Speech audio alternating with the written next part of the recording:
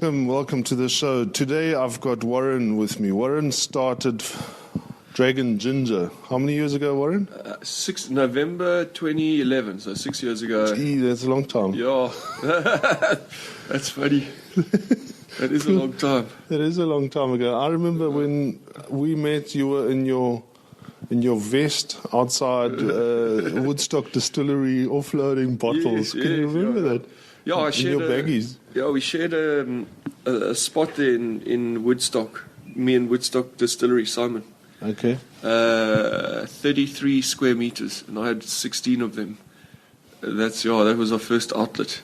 And I wonder how many years when I first must have been 2013, 2014. 4 years ago, yeah. Okay. Yeah.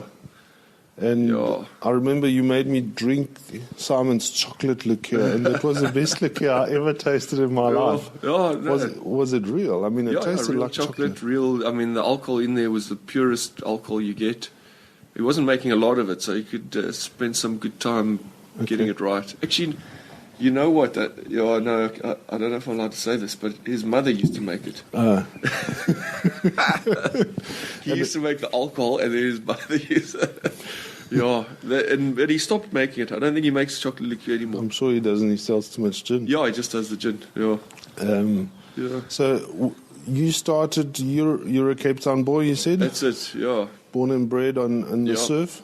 A bit cold for me, but Bit cold. Okay. No, 100% Cape Townian. Okay, and then you did the Stellenbosch varsity thing, eh? Yeah, I did mechanical engineering at Stellenbosch and then accounting at UCT. Oh. Yeah. How long does that take?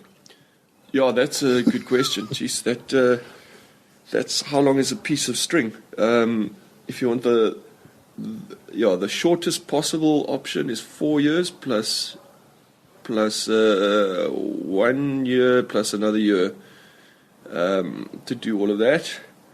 I did it. I think I've got the record. I did it.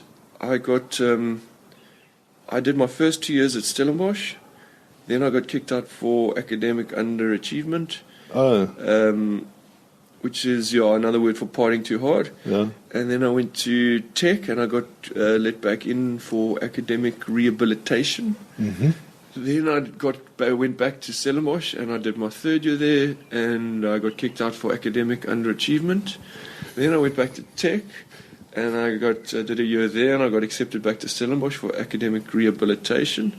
And then I did my last 2 years in Stellenbosch, so 2.5 years, because I missed the last rewrite on the 10th of December in the oggend, which was actually the 1st of December in the oggend, and I arrived on the 10th of December for my final exam instead of the 1st of December, and so I got another 6 months there, so I managed to add on another half a year. So it was 7.5 years. To get your mechanical engineering course. Yeah, and then the 1 year at UCT turned into 2 years, and then the final year, the honours at UCT was 1 year. And that was a BCom. Yeah, the accounts. BCom and then BCom to honours. Yeah. And you can do that in. No, I did that. Yeah, I did that at UCT, and then I went to UNISA. Yeah. Okay. So and I did the board course at WITS. So as far as academic institutions, yes, I've been to a bit of a 5. patchwork. And all of that was a very expensive way to fill in my tax return at the end of the month. Okay. Which you need. I mean, filling in an excise return for a brewer is not an easy thing if you don't know how to work it. Yeah, you've got to be either an engineer or an accountant, because engineers are structured and I could never do it. Yeah, so there are aspects which I take over, but not a lot, I don't think. And out of varsity into corporate, or? Yeah. So then I worked for Caterpillar, for Barloworld Caterpillar. And you didn't do your articles? No, I did. I did them inside of public practice at Barloworld. Ah. No, outside of public practice, called top. Okay. So you can do them. You don't have to do them in an auditing firm. You can do them in the actual industry. And then the auditors don't really see you as an accountant? They think you're like a second degree accountant, or not? I don't care. I really don't care. I think the industry is probably heading towards actually training outside of public practice because they're being abused, aren't they? Yeah. Inside of public practice, they definitely get a bit of a hard time. Yeah. But outside of public practice, you get a lot more rounded grasp of the various fields of accounting. Inside of public practice, it's 100% auditing. Yeah. Whereas outside, you get a lot more management, accounting, tax, a little bit of auditing. So it's. I think it's a more rounded way, and I think the industry. I haven't really kept up to date on where the industry is heading, but I would say that when TOP started, I think it was heading down the right path. So I would assume it's carrying on that path with a little bit less, or hopefully maybe 50% emphasis on auditing and the rest on tax and management accounting, normal accounting. Yeah. My brother's a Deloitte's graduate, CA, whatever. Okay. And I think the only reason he went there was to get out. Yeah. That was my running joke. When you're doing articles, a normal person looks at when they look at their watch, they look at the time. When an article clerk does their articles, they're looking at the date. Yeah. It's like the army. Yeah. Okay. And at Barterworld, so you did the accounting stuff there, not the mechanical. No, Barterworld, I was actually doing. I was busy. I was doing mechanical, while finishing off at UCT. What I started at UCT, finishing off the undergrad in accounting. So so that was night schools at FLB in Joburg. So I was. What is FLB? It's an accounting institute. So it's like 3 people, Forbes, Lever, Baker, Okay. and they started teaching the UNISA courses. Okay. Yeah, so it's too hard on your own. Yeah, it's impossible. Like you can't. No, that degree's it's you need help. Yeah. Yeah. So right help. I mean, for somebody who's going there at night and that just long. He needs. Yeah. Yeah. Okay. Yeah. So like a coach, I guess. Yeah. So correspondence isn't easy, but correspondence with night classes, it makes sense. Yeah. Okay, and that was in Joburg then? Yeah, Joburg for 5 years. 5 years. Okay. Yeah, and then back to Cape Town. To do what? There I worked at Toyota Forklift. Okay. Yeah, also I was only there for six months. And that's also Barterworld? No, that's when I was there. It was owned by Questra. Oh. So it's similar, heavy earth moving machinery, except not as heavy. Just forklifts. Yeah. Yeah.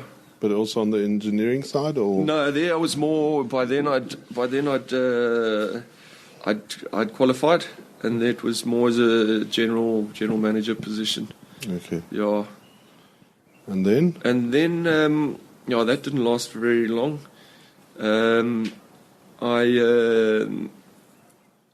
That's when I sort of started realizing the corporate world wasn't for me. And then I went to Mozambique, and I worked as a financial controller on a building site on an island. That sounds interesting. Yeah, well, it's a lot more fun if you're the billionaire. If you're stuck on the mainland, if it's your island. Yeah, exactly. So it's not actually fun at all, because you don't. If you're working in paradise and being on holiday or owning paradise is two completely different things. So I was up on the mainland, up in northern Mozambique for a year and a half. Wow. As a financial controller. And what were they building? Hotels? Or they're factories? building a development on an island. Yeah, really, really high-end stuff. And he was the billionaire? What is his name? Pullman, Henry Pittman. There we go. From African Century. Yeah, that was the name of the company. Okay. Cape Town guys. No, English guy. So Henry Pittman, his great whatever grandfather started the Pittman secretarial course. I hadn't heard of it, but a lot of people have. Obviously, a lot of secretaries heard of that. Yeah, a lot of secretaries have definitely been through that course. So that's I think that's how his family made the money, and I think he made more. Okay. Yeah. Selling other stuff, but not developing islands. That's for sure. Like an island, it's a funny thing.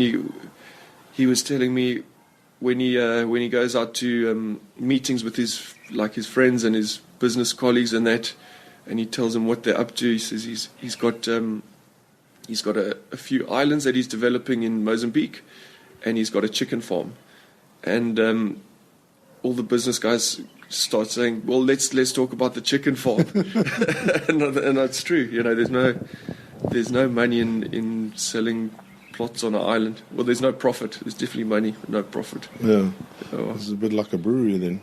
Yeah. I've seen the numbers. Yeah, just bigger numbers and same zero margins or negative margins. Really? Yeah, there's no money. I mean, to make an island like that successful, you need 50 plots, and you need 50 people to spend $2 million on a plot, and it's difficult to get 50 billionaires. Yeah. To maybe when it takes off, then to get onto one island. Yeah. Because they all want to own. Yeah. They're used to telling other people what to do, and it's very difficult to sell high end plots. And then the body corporate is more like a government because you own the whole island. Yeah, that's interesting. I had a glimpse of serious money there. Yeah. And is that project, did it ever take off? I haven't looked, but I mean it's not going to fail. It can't fail, because that would mean that it would run out of money, so it might slow down to zero, but it'll definitely, when I left there were 5 houses. Okay. So worst case scenario, you've got 5 houses on an island, and so I don't think it's possible for it to fail, but it might not ever sell out. I don't know. I haven't looked. Vamisi, if anyone wants to Google it, yeah. And how far north was it from? I guess it was about a half-an-hour flight on a small aeroplane south of Dar es Salaam. So far north. Far. Yeah, I'm guessing 3,000 k's from Joburg, kind of north. Yeah. Yeah. We always forget how narrow and tall or how long Mozambique is, isn't it? Yeah. I'd say it's probably about 4,000 k's long. Yeah. But yeah. It's a long way up there. Wow. Yeah. Okay. And then from that project, that sounds, it obviously sounded romantic. It wasn't. No. And. No, it was. And then I went to Alstom. Sounds like an electrical thing, isn't it? Yeah, Alstom does mainly power stations, so fixing and building power stations, nuclear and coal. And I was a financial controller on this project called the Duva Rehabilitation Project. So they had, and I'm not going to get fired for saying this. No, but some idiot at Eskom blew up the. They had this turbine. Now, when I say turbine, you'll only believe it if you see it. Like, it's a turbine. It must be 50 meters long. Yeah, like if you think a car turbo is like you hold in your hand, a Duva turbine is that, except 50 meters long. And they were testing. Yeah, and they've got 6 of those at Duva Power Station. It's a coal power plant. We're in Mpumalanga. Yeah. And they had 6 of those, and they were testing them. They were testing the override, the safety override. So what happened is when that turbine spins too fast, then some safety mechanism kicks in, and slows it down. And then for their testing, they took the override off, and I'm not sure on the exact details, but somebody went to lunch, or everybody went to lunch, and this whole turbine blew up. Was it owned by Eskom? Yeah. I think, of course. I think all power generation plants are owned by Eskom. I think. And so that was my job for the next year and a half or 2 years is To fix it. Yeah, well, keeping control of the money while keeping tabs on the cash. Not in charge of it, but I was I was one of on the finance team to look at the numbers to rehabilitate that turbine. Okay, so you mechanical guy, hands-on guy, but you can also control, which sounds like quite a good skill set to have if you're starting your own business. Yeah, definitely for cash flow forecasting. I mean, it helps. For using an Excel spreadsheet, definitely, yeah. There are easier and shorter ways. I mean, I started my own business full-time at about 4 years ago, let's say. Mm-hmm. So I'm now 40, so 36. Mm-hmm. Yeah, So you started your business part-time? Yeah, for sure. Yeah, for sure. There's no other way. Yeah. I mean, unless you got funding. And where did you work then? I was at Alstom. Yeah. Okay. But not. I'm also allowed to say that now that I've left Alstom. But you're still in Mpumalanga when you started, or? No, Joburg. So the head office was in Joburg, and then the turbine was in Mpumalanga. But we didn't. You didn't have to go and visit it. No, we went monthly, or whenever necessary. To see if the guys weren't taking too long lunches. Yeah. So it's not a big deal. If you're the accountant, you can sit anywhere and count the numbers. Okay. Yeah. So you were based in Joburg still, and then you started your own thing. Yes. You said in 2011. Yeah. Well, 2011 we sold our first bottle of Dragon at the Melkbos market, which is a long way from Joburg. Yeah. Well, I was commuting at that stage, so my family was in Cape Town. Okay. And I was in Joburg, so we sold there. And then that's about that time. Actually, no, the first bottle was sold in 2011, and then in Joburg we started selling maybe in 2013, 2012, somewhere there. And if you say a family, have you got a wife and kids? Or what? two girls and a wife. Yeah. Of course, 8 and 11. They're the ones that do ballet with what's his name? The tours guy. The tours guy. Don't know. No worries. Okay. Okay, so did your wife help you with starting it up? Yes, or definitely. She was, she definitely, I would almost say I helped her. She was in charge of the brand and the brand identity. Yeah. And that, I think, is one of the main aspects. And then also the recipe development. Because she's got a very good sense of what tastes right. Okay. So she really did get involved right from the start. So I think that put Dragon on the right path right from the start. Okay. Yeah. And you could fund it and give your input from your long distance job in Joburg. Yeah. Okay. So every 2 weeks I came home for a weekend. Not easy, but it worked. And what was the landscape in 2011? In 2011, craft was just beginning. Yeah. I mean, there was Jack Black. Okay, they'd been around for about 3 or 4 years, maybe more even.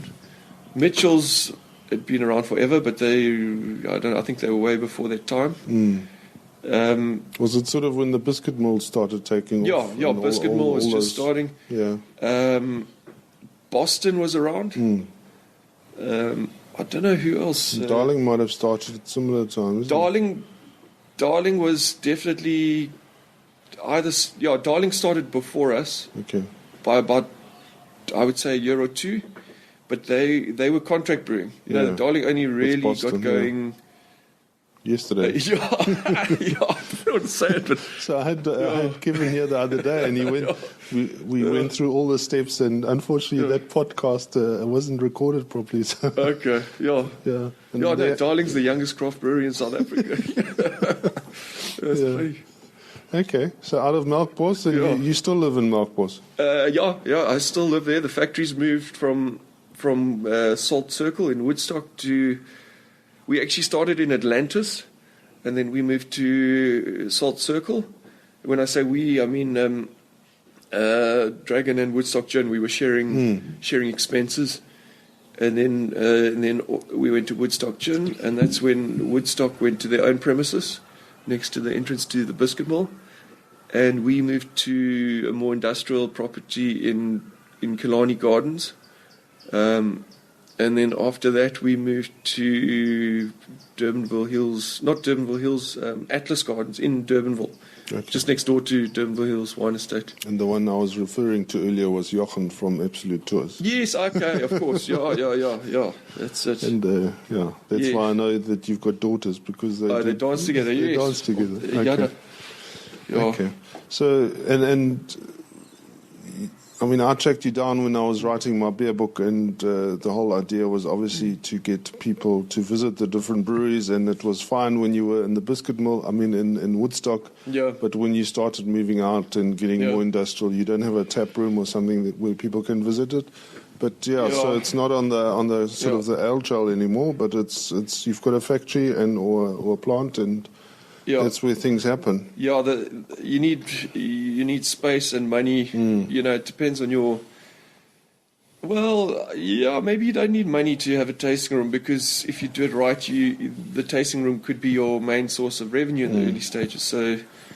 So we've always wanted a tasting room. Right now, there's no space. We'll get there. I think that's the next goal, is to move into a property that we own, possibly a little bit more rural, with a tasting room. Okay. But our lease expires in a year and a half, so we're looking. So more of an experience where people can become part of the brand. Yeah, like Riebeck West, or maybe somewhere rural. Okay. Yeah. Okay, and when were you able to take this on full time?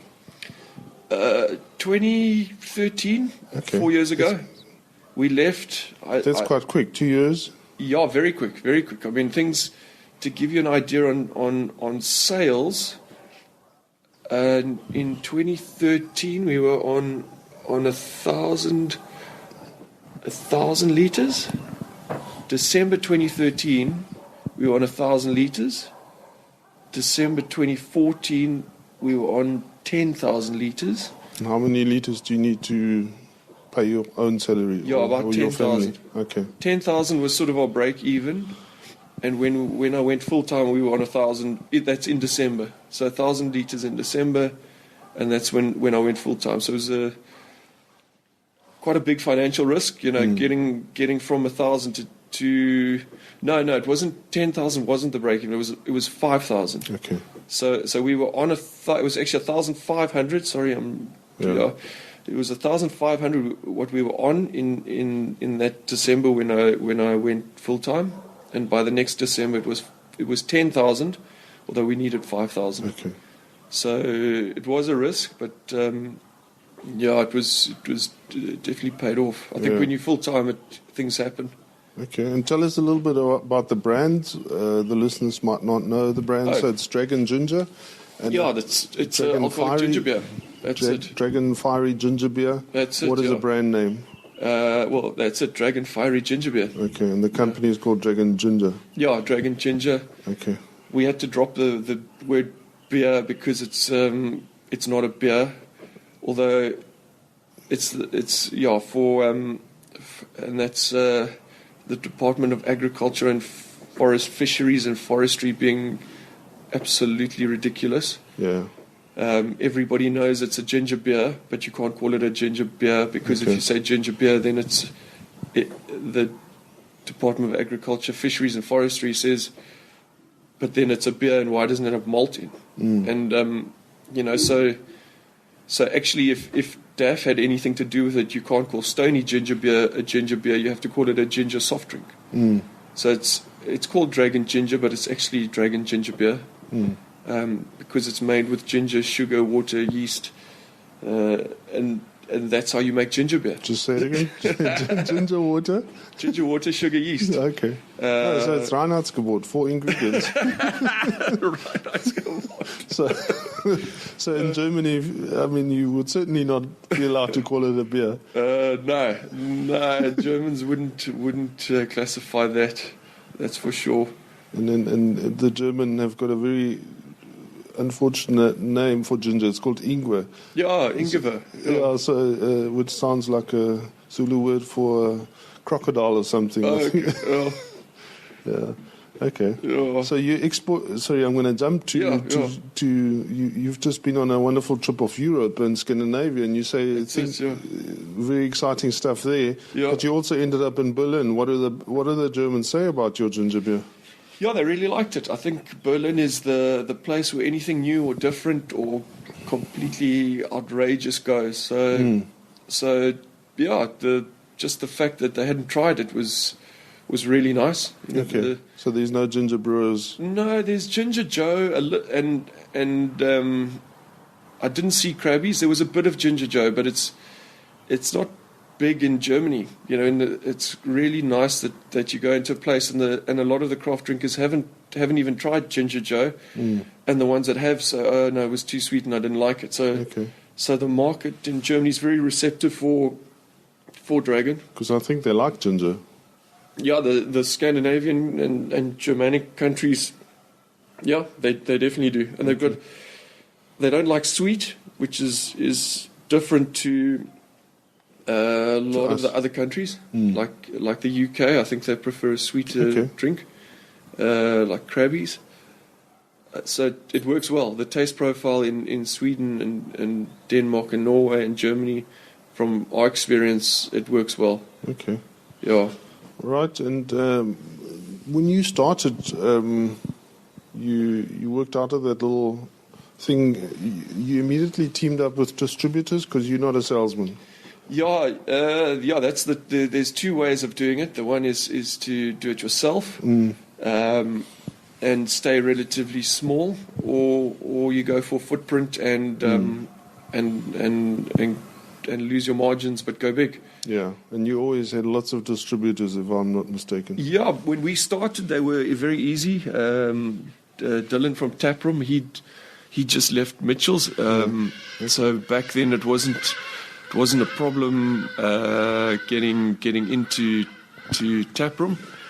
I think nowadays they are a lot more fussy, and you've got to show that you can build a brand, or you have the money to build a brand. I think that's it before any of the distributors will consider you. So it's a lot different now. Like CLM, I mean they're cutting brands. They're not taking on brands. So that's craft liquor merchants. Yeah.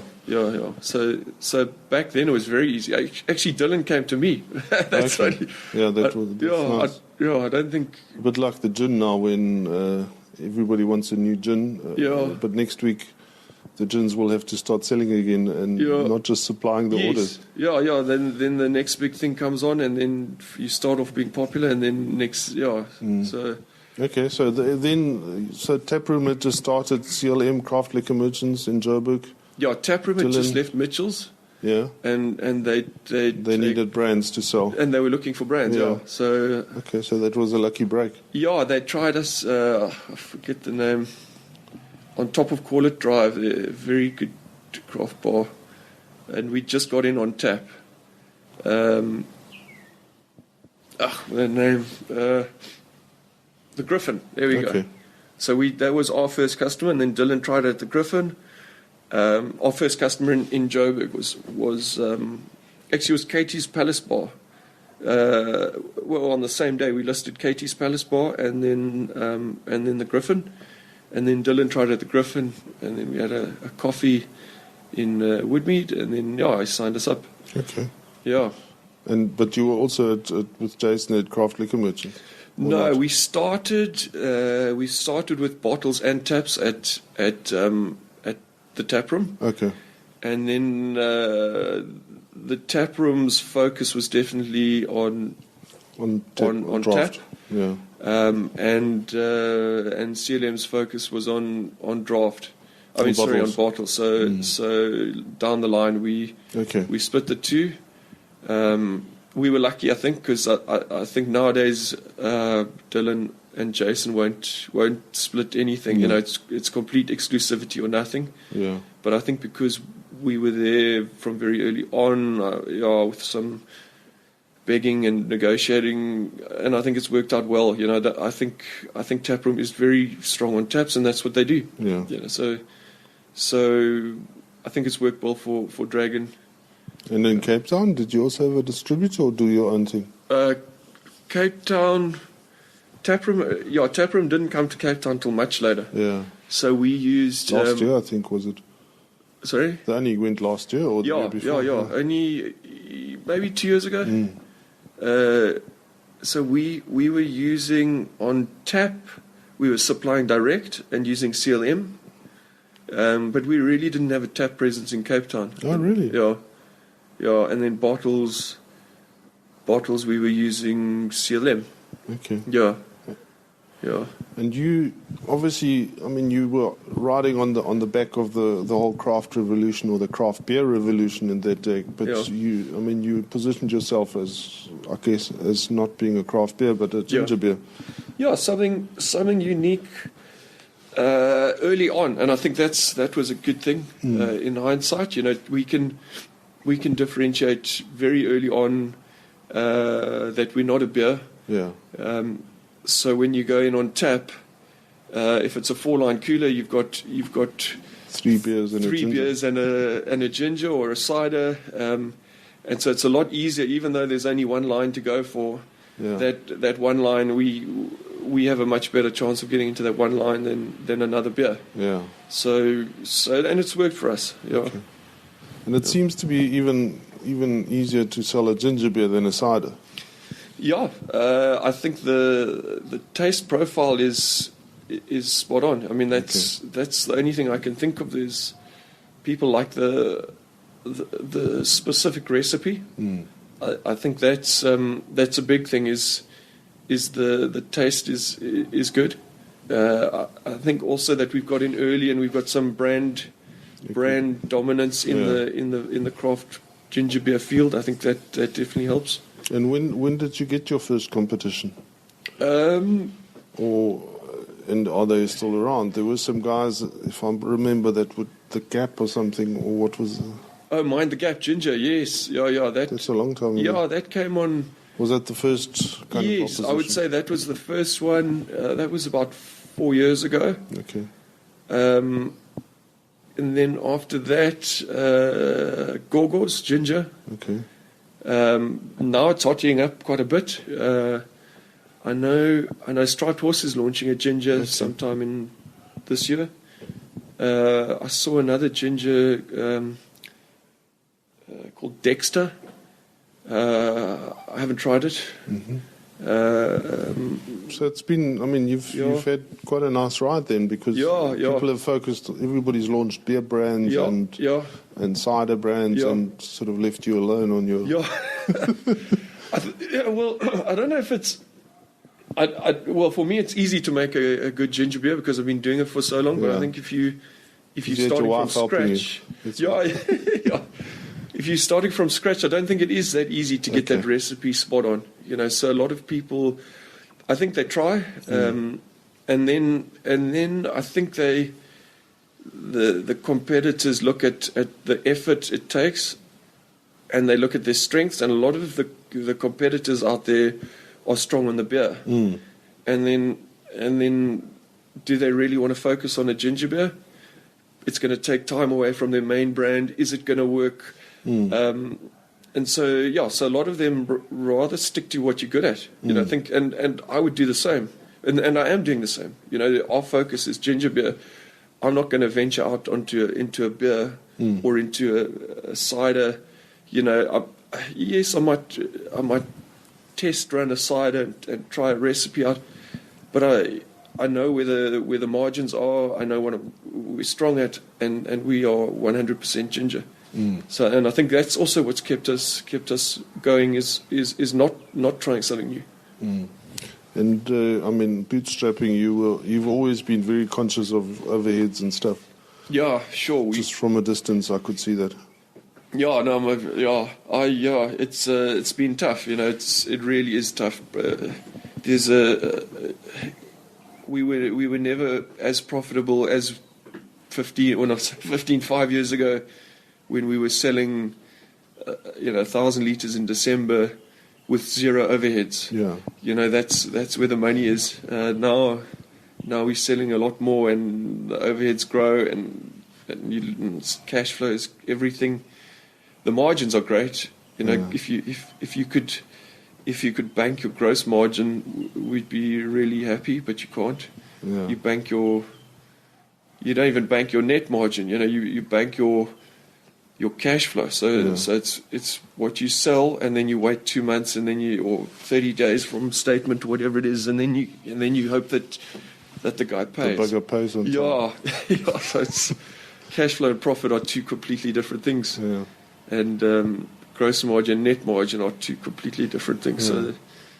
So it's been tough, been very tough. And as you grow, your break-even point in liters grows, and you're always hoping that this is the last time our overheads are going to increase, and this is the last time we're going to either drop our pricing or keep our pricing the same to try and keep up with Jack Black. I'm not going to say anything. But jeez, the pricing is tough in this market.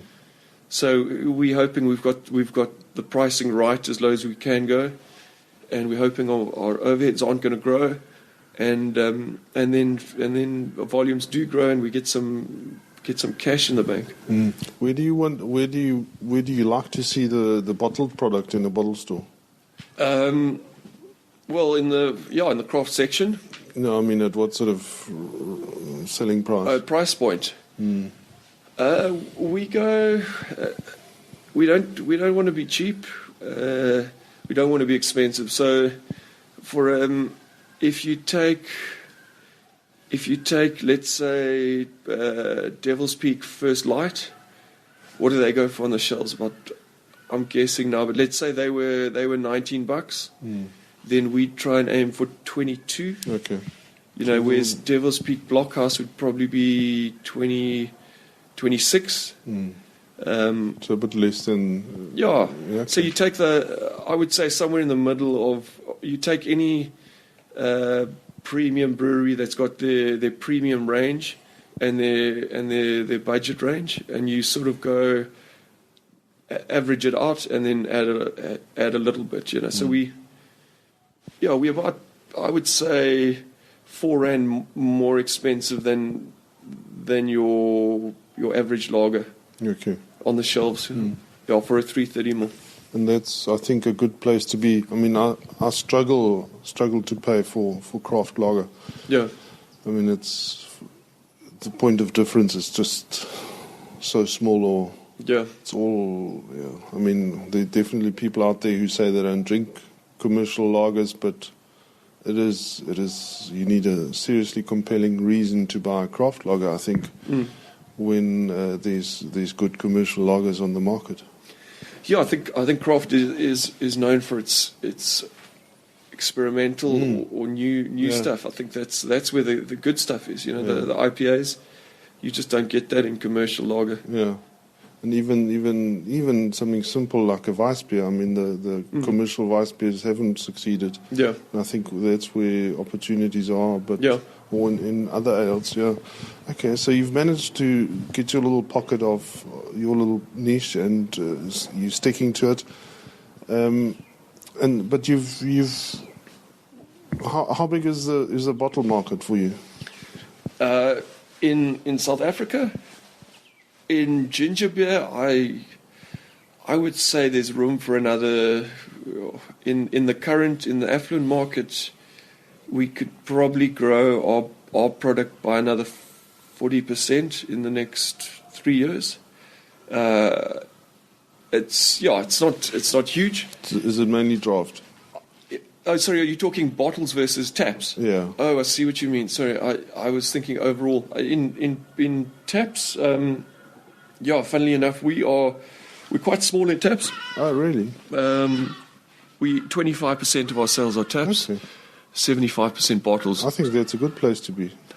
Because the money's in the off-con. yeah. The brand building's in the on-con, the money's in the But off-con. the brand, I mean, for people to pick a brand off the shelf is a big task. I mean, if you're getting that right, it's much easier to swing somebody in the pub.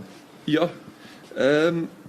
Bottles in a pub is a difficult sale because the bottles aren't visible. Yeah. Whereas taps in a pub, everybody walks in or spots on tap. Yeah. So you can sell, once you're in on tap in a pub, then you can sell a lot. But on-con bottle sales are very difficult to push. And how have you seen the bottle stores change in the last 5 years? I mean, can you see? Yeah, listings are a lot tougher. I mean, bottle store owners are getting tired of dealing with off stock. They're getting tired of listing new products. And have you got problem with off stock? No, we don't. So we don't. Our product doesn't have gluten in. So we've got a lot longer shelf life. Okay. We've got 12 months. We also filter our product, which extends the shelf life. Whereas if you're filtering a beer, there's a risk that you're going to be taking out the flavour. Yeah. So we're lucky. The nature of the product is a lot more easy to get shelf life. So we don't generally have the same issues of off stock. Yeah, which is great. But do you find that bottle stores know your brand? I mean, you don't walk into a reasonably upmarket bottle store and they've never heard of you. It depends on the bottle store. We stick to the ones, the category 1 bottle stores. So the ones that do sell craft generally know about us. We can grow, but it's not. Yeah, we've got a good footprint in South Africa, okay. I would say. So there's probably maybe another 40% growth in the actual off-trade footprint if we start looking around. But we've definitely got to all the key regions: Joburg, Cape Town, Durban, maybe the Garden Route. So we are there. We've got a presence in a lot of the high-end retail. So we've definitely got that covered. But also without resting on our laurels, there's still room to grow. There's definitely room to grow in pushing volume sales per outlet. I think that's the next big thing. Once you've got the coverage, is to make sure your merchandising's right. So you go from 1 case to 10 or 5 or something. Yeah. Okay. Driving sales. Yeah. Okay. And just launching your brand, what do you think the biggest lesson was that you learned? Or can you? Initially, I would say getting the brand out there. So that the big thing for me is markets. Every weekend doing your own market. Okay. If you've got funding, then I would say do it yourself. Even if you can pay someone else to do it, there's no better brand building than handing over the product to a customer and talking about it. So I think that's the biggest thing is doing as many markets, as many tastings outside a bottle store Yourself. Yeah. Yeah. Cash flow, sure, that's always your biggest challenge. Yeah. And you've tried to raise some funding. Have you got equity partners? No, we've tried and tried. So Is that because you're an accountant, or that's exactly right. It's because when I do a valuation, I do it in Excel, and it comes out to I say to people I'm an Excel billionaire, which is not an actual billionaire; it's an Excel billionaire. Yeah. And I think that's the problem: is when you do your own valuation, it's a lot higher than any investor's valuation, and investors only want to get involved when they can see actual profits and not future profits. Yeah. So it's tough. You can, and I've seen people do it where they basically give away half their company. Yeah. Even though if you had done a valuation, it would have been worth maybe a lot more. And it's worked very well for them. Yeah. I mean, if you take Jason from CLM, I mean, he did it, and it's worked well for him. Okay. So yeah, and more of a personal thing. Very difficult to just undervalue or correctly value your company and give away half. So I just haven't. Yeah, maybe it's an emotional thing. I haven't been able to do it. Whereas other people that I've interviewed have done it out our starting blocks. I mean, like Durban Poison City and Red Rock Brewing Company. Yeah. I mean, those guys have managed. They're obviously good at raising money rather than. I nearly said building businesses, but I mean, fairly early on, they've managed to attract investors. Yeah. And I guess it's a different model altogether when you always, from the start, you're not going to own the business yourself. Yeah, and it can work, and it often does work better if you do it like that. Rather have a small piece of a big pie than a big piece of nothing. But then you end up like a friend of mine who owns a Pick and Pay, and he says he had to buy the Postnet next door because he was just a manager in his own store. Yeah. I think a Postnet takes a lot of creativity, but he certainly couldn't do anything in his own Pick and Pay. Yeah. So you end up being an employee eventually.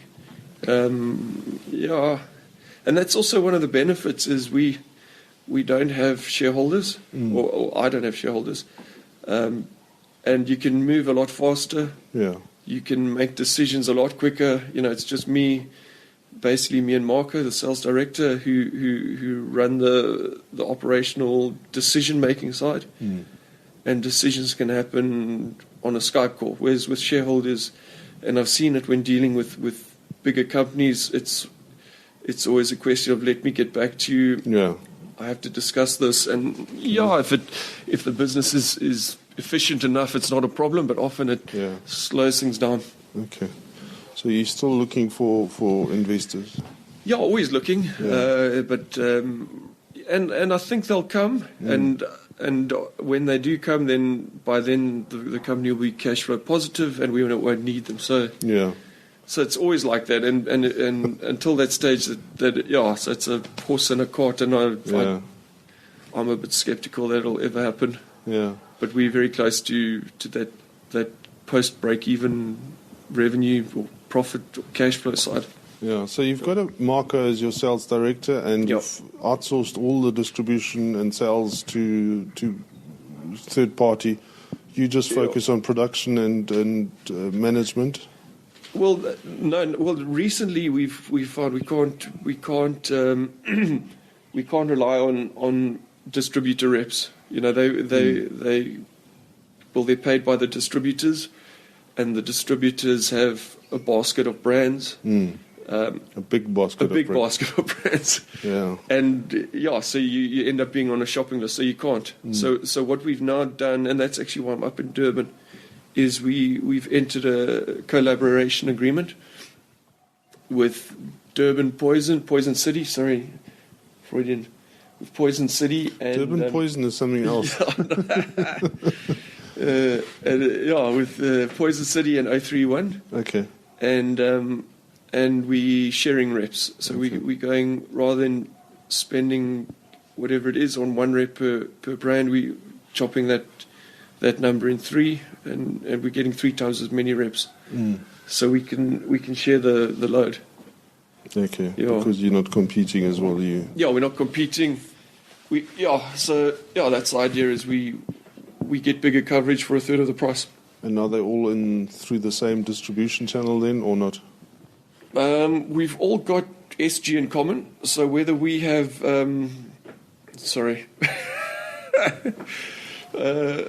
so we don't really use SG, but I know SG buys from our distributors. Okay. So as a redistributor, SG seems to have the best footprint, and And so that's sort of the when a combined rep goes to an outlet, we're going to try and push it through SG, or if the outlet has an account with Meridian or Taproom, in Dragon's case, we'll push it through there. So there's definitely a common, some way or other, when the rep goes to an outlet, we'll organise that customer gets the stock. Yeah. Yeah. What do you think the biggest challenge is for a startup like yourself? I mean, you're not a startup anymore, but just getting the route to market right. I mean, accounts, opening listings. Yeah, I think listings are a huge challenge. As a brewery, I think brand differentiation. How do you differentiate against just another lager or just another IPA? You've got to have something that's cool, and I think building that brand is tough. I don't know. You need creativity. You need something new, but it's still a lager. The contents of the bottle are still going to be really good. The contents, I would say, if the contents aren't really good, you don't have a chance. So I'm just assuming your contents are good, but then everyone's contents are good. Should be, yeah. So now you've got to position yourself. I would say get your niche and grow your niche. Yeah. I think Darling's good because Darling. Well, I would say had Darling started in Darling and captured Darling, they would have. That's how you do it. You own your little turf, and then you expand, if necessary, expand from there. Yeah. I think Poison City's done it. You own Durban and then expand. CBC and Jack Black, I would say yes, they dominate Cape Town and then expand. Probably Joburg. Well, now they dominate everywhere. So, but when you start out, you would definitely.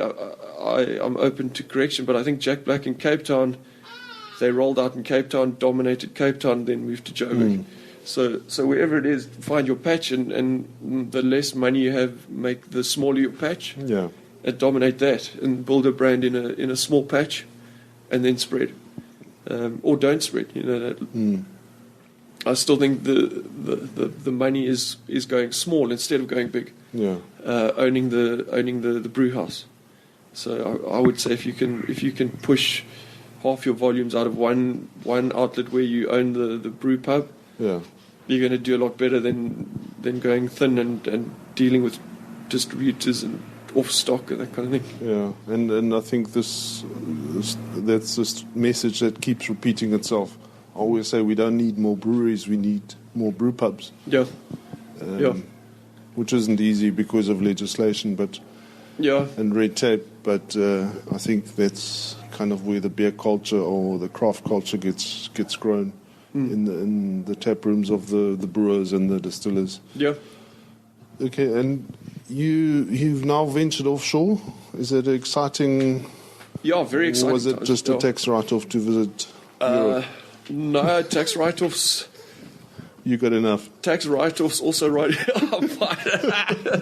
Tax write-offs. Well, the tax part's fine, but the rest, if the tax rate was 100%, then that would be good for a tax write-off.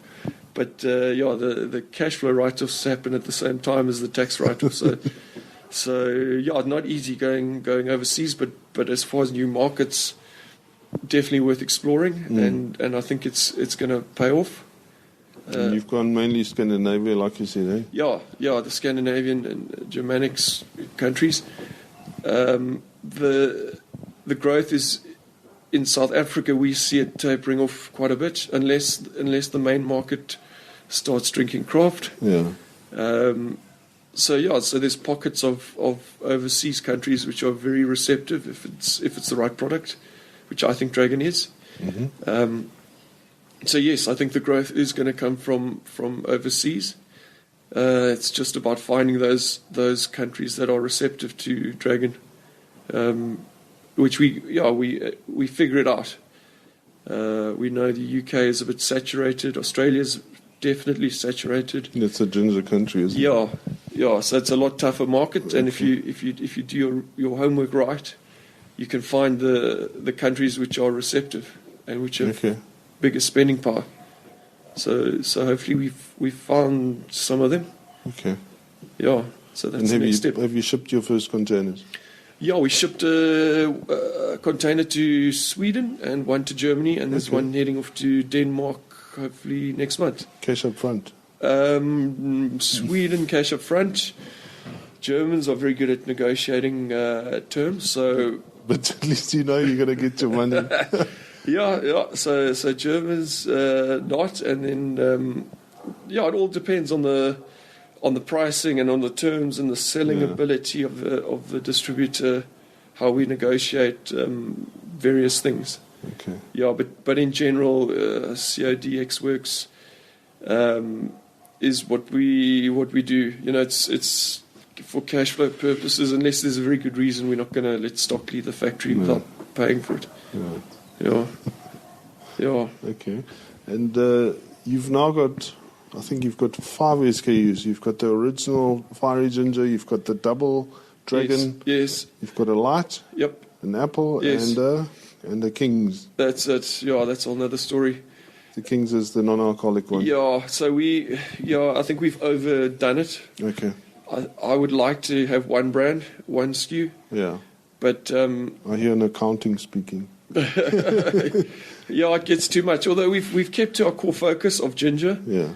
But at the same time, 5 SKUs is a lot of different labels, a lot of different production runs. Especially if they're all tiny. Yeah, and I mean 90% of our sales are the original. Okay. So I ideally would like to just keep the original and the double. Yeah. And then maybe make the rest on request. But it's good for shelf facings. Yeah. You know, to have four SKUs, let's say, you get some nice shelf presence. Yeah. But I'd prefer to have 2 SKUs. Yeah. So it's cheaper than buying point of sales and trying to put it on the shelf. Yes. Yeah. That's pretty much our only marketing is to have labels. Yeah. Okay. So no more plans for new innovative brands or something or extensions? No, I try I've got a little test kitchen. Okay. And we try new things all the time. Yeah. And we've got some products, but I just don't want to launch them. You know, it's too much effort Too expensive to build a brand. Yeah. Rather stick with Dragon. And I guess you also run out of energy. I mean, it's easier to launch something when you're 30 than when you're 40, I guess. Yeah, and it's when you haven't launched something, then it's a lot easier as well because you don't know what you're in for. So that's definitely. Yeah. I would battle to start again without funding. Yeah. Or maybe when we get bigger, we can have a team, an innovation team, and have a branding team. You know, when you're doing everything, it's not fun. But if you have an in-house branding team and you have an in-house innovation team, it's a lot easier to hand out suggestions and let other people run with it. Yeah, that's the dream. Okay, and so the business is you. I mean, you've survived this long, so obviously it's doing okay. It's paying its way. Yeah. And with the export orders on, it seems to be all coming together. Yeah. Well, I think now finally break even has stopped running away from us. You know, so as we've grown, break even's grown faster. Yeah. So I keep saying this, and maybe it hasn't stopped, but I'm hoping on our current volumes, our break-even rate has finally reached a fixed point, and now our sales, in addition to what we're doing now, will push us into profit, or into cash. So I see good times ahead for Dragon. I can see big growth in the overseas markets if it takes off with the proper route to market and the proper sales force overseas. Mm-hmm. So I do see a new area of growth for Dragon in the next 18 months. Besides the brand, what is your biggest strength? Is it that you own your own production facility? Why haven't you outsourced it? Our biggest strength, I would say, is the brand. I mean, we've got besides your brand, though. Besides the brand, well, production. No, I would say production is actually a weakness. Okay. I think production is why a lot of people go under, because they end up starting a business, taking out the retirement annuity and buying a brewery with no sales. And that's very risky. Very. Poison City is done. Geez, I should get paid by Poison City. I mean, they've done it right. They first build the brand, first get sales, and then if necessary, buy a brewery. Yeah. So with Dragon, and that's we couldn't outsource production. I think in the early stages, I didn't want anyone else to have the recipe. Yeah. Because if you're outsourcing to a potential competitor. Yeah. And when finally you do hit the volumes to justify the brewery, then it makes sense. Yeah. So like now when we're going into this new overseas growth phase, the overheads per bottle is now finally dropping, and when your overheads per bottle rate drops, suddenly your net margin increases. So that's good times now. Finally, that we've hit a number where we've got a lot of spare capacity. Okay. So we've got about we can grow, I would guess, at least 5 times our volume on our current capacity without increasing overheads, increasing fixed overheads. So it's all up to Marco to fill that. Yeah. So Marco's got to sell, and then we're fine, and then then we're in the profit. Okay. Yeah. And to outsource now to somebody like Paul Bottling, I don't know what other facilities they are. Would that be an option, or is it still the producing the liquid that? I mean, at Paul Bottling, I guess it's all just a recipe, and you mix it and you pack it. Yeah, we definitely looking at that in other countries. Can you transport? I mean, could you transport your liquid to a big bottling plant, or is bottling not a problem? Yeah, no, bottling we can do that, and we're looking at that not locally because we've now got the equipment and we've got the facilities. You've invested in that fast bottling thing. Yeah. So 47-year-old Zeiss bottling machine. No, so now suddenly once we've hit the volumes we're on, it doesn't make sense to go to Paul Bottling because they'll charge more per bottle than we can make it. So now it's definitely not worth using them. But for an overseas order, we might consider, instead of bottling here and shipping, we might consider producing over there when the volume's justified. So it is an option. Okay. Yeah. Cool. Thanks for visiting us here in Durban, and I hope that your new partnership works out well, and that we're going to see more Dragon Ginger everywhere. Cool. Yeah, thanks for having me. And where can people find you on? You're not a big social media guy, but no, we've got a Facebook page, Dragon Ginger. I think. My point. We've got an Instagram account, also Dragon Ginger.